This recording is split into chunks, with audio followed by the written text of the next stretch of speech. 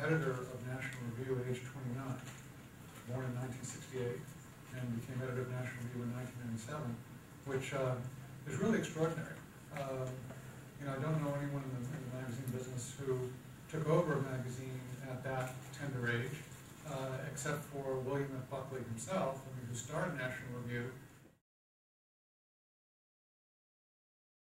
If you want to write, you need to write. There's no substitute for just the very act of writing. So in high school, every day I made it a discipline. I had a notebook, and I would respond to a Washington Post op-ed, at length. And as I was saying, he's a role model. But that's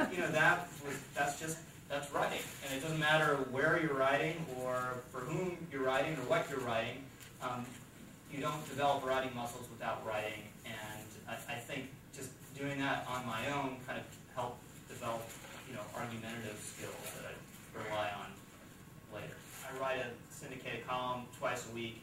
And it's very important to keep writing so you have a merciful attitude towards writers. Because writing is, I believe, the very hardest thing you can do. I'm with Ring Lardner, the great American sports writer and novelist who said, writing's very easy, you just open up your veins and bleed. So it's not a pleasant process. And what makes someone like Bill Buckley so different, he could write a column in 20 minutes and move on to the next thing.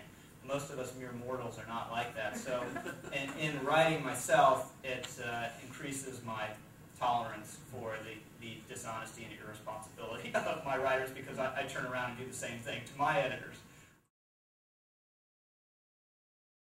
So it seems that human nature overwhelms history in a sense. I mean, one would think that the Obama folks would have drawn some lessons from the first 2 years of the Clinton administration, as far as overreach and so forth, but that doesn't seem to have been the case. Well, they drew lessons. They just drew the one lesson. They would not draw the one lesson that would have been most inconvenient to them. They drew the lesson, if you're going to do healthcare, you don't want to have all the insurers and the drug companies banding against you and buying advertisements against your plan. Instead, you want to go into a back room and buy them off. And that's what they did.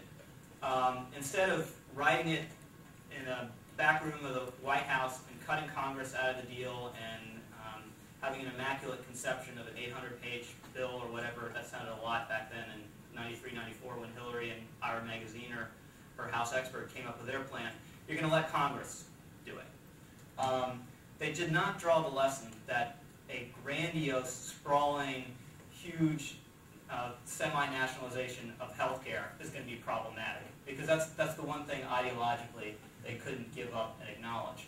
On the other hand, just let me say, so I think they should have been more modest in in many respects, but it wasn't a crazy calculation. And I've been reading a lot about LBJ lately. When he won in 1964, this historic slaughter of Barry Goldwater, he met with his aides afterwards and says, "Look, I won by 16 million votes.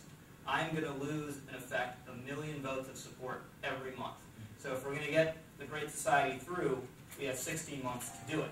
So it's not crazy for Obama to have concluded, I got to do this all in a year, but it was a mistake.